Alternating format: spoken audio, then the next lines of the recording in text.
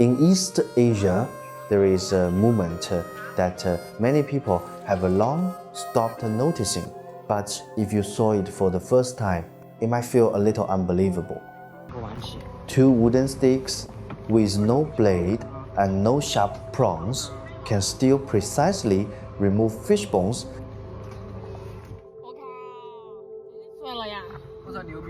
and pick up a single peanut, even peel an entire shrimp intact. Many people learning chopsticks for the first time go through the exact same frustration. The food keeps falling, and their fingers start tying themselves into knots. But the truly strange part is this: almost no Asian person ever seriously learned how to use chopsticks. It feels more like a movement the body inherited on its own. But this raises a question. Human beings had already invented more stable forks, sharper knives, and the spoons that are far easier to use. So why was it that in the end, East Asia kept these 2 sticks that seemed the most troublesome of all? But what truly decided its survival may not have been cultural preference. It may have been the result of the survival logic of East Asia itself, slowly pushing toward the same inevitable conclusion over thousands of years.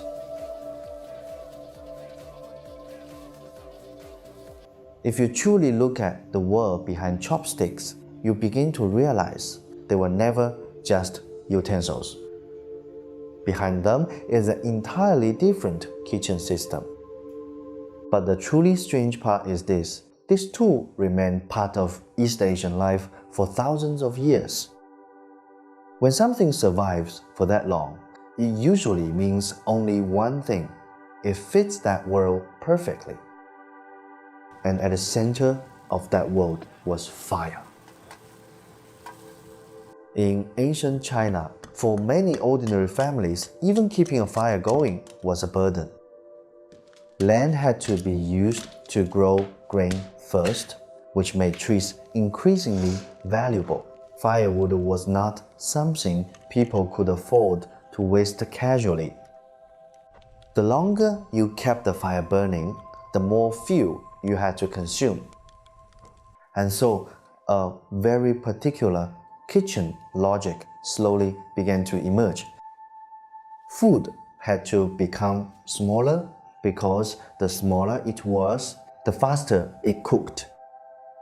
Meat began to be sliced thin, and the vegetables began to be cut into strips, which meant the cook had already done at the stove the work that would otherwise happen at the table. High-heat stir-frying also became more and more common, because for many people, what they saved was not just time. It was the daily cost of survival itself. And over time, East Asian kitchens began to resemble a system designed to process everything in advance. Food had to be smaller, cook faster, and waste less fuel. And eventually, it even began to change how people use their hands at the dining table. To understand chopsticks, you probably shouldn't begin with elegance. You should begin with the shifting balance of power at the dining table. Because once all the complicated work had already been completed in the kitchen beforehand, the dining table itself began to be radically simplified. By the time the food arrived at the table, it no longer needed to be processed. You only needed to pick it up and place it into your mouth. And at that exact moment, the knife slowly began disappearing from the East Asian table. Because in this style of eating, the most important thing was no longer cutting. It was how to quickly and precisely keep picking up small pieces of hot food. And so, knives and forks gradually became more and more unnecessary. The table stopped being a place for processing food and became a place where the finished meal simply arrived. And if the only purpose was picking food up, then those two wooden sticks became the lightest possible solution. They required no complicated structure and no expensive metal. And most importantly, they were perfectly suited for people eating together. Because in East Asia, many dishes were never meant to belong to just one person. They moved through the steam, constantly being picked up, exchanged, and passed around. So, in the end, these two wooden sticks that remained were not really something anyone invented. After the blade slowly retreated back into the kitchen, they became the lightest solution to naturally emerge at the dining table. If we pull the camera back even further, you begin to realize what truly makes chopsticks different may not just be how people eat. What they truly changed was how people shared a meal with one another. At the many traditional European dining tables, food often belongs to the individual. You cut your own food while others handle theirs. In front of each person, there are clear boundaries. So knives and forks are really suited for a dining structure built around individual portions.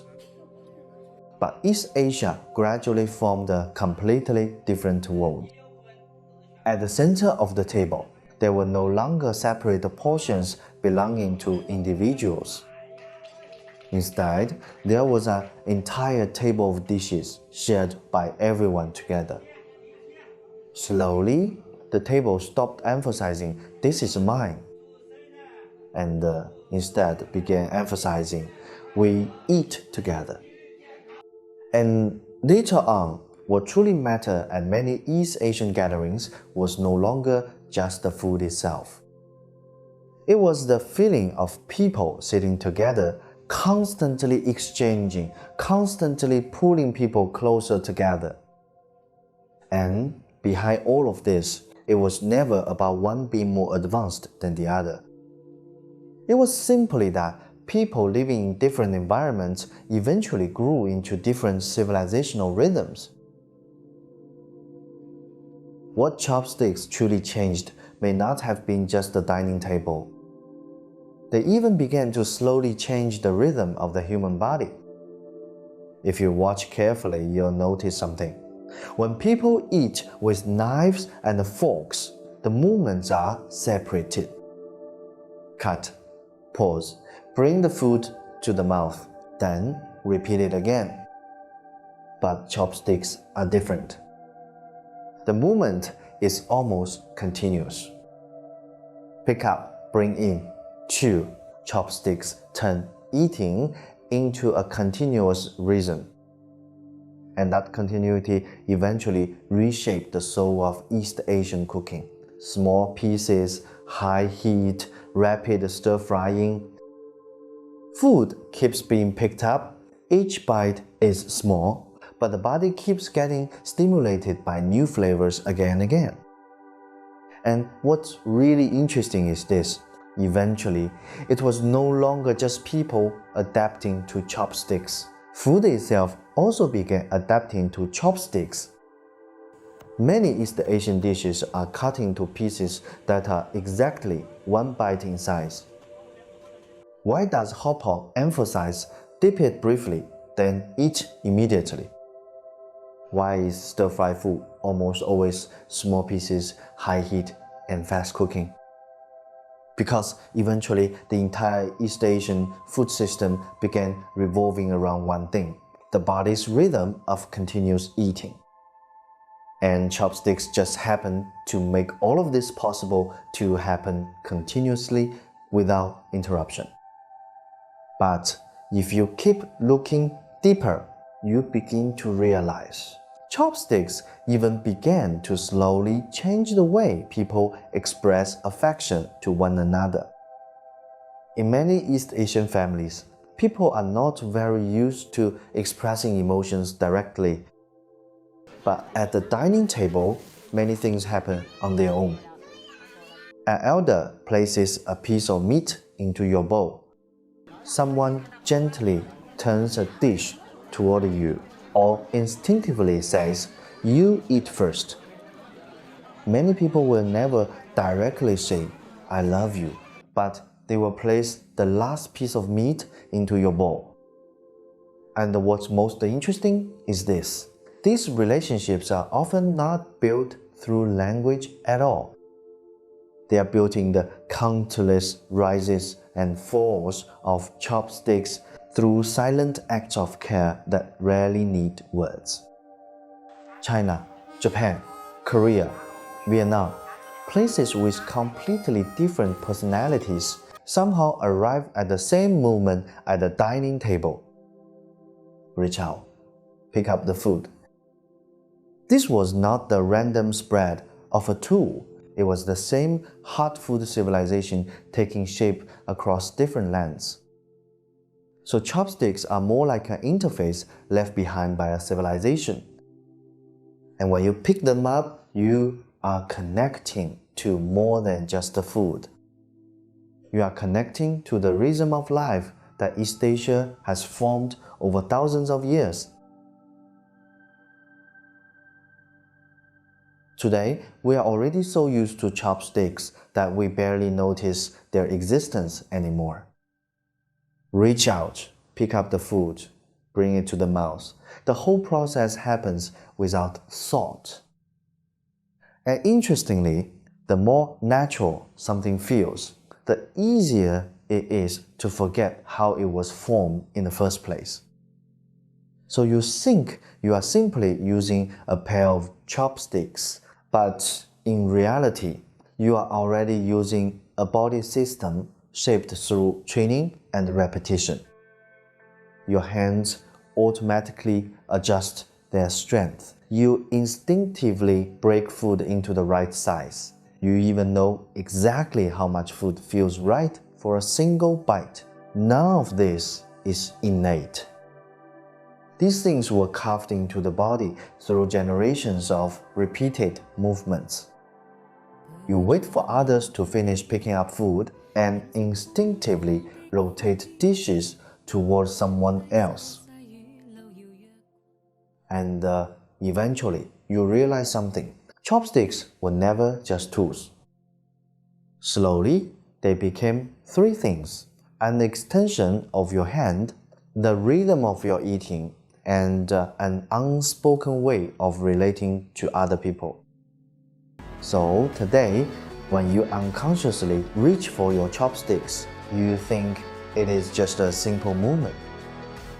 But behind that movement is an entire civilization living on in the body as muscle memory.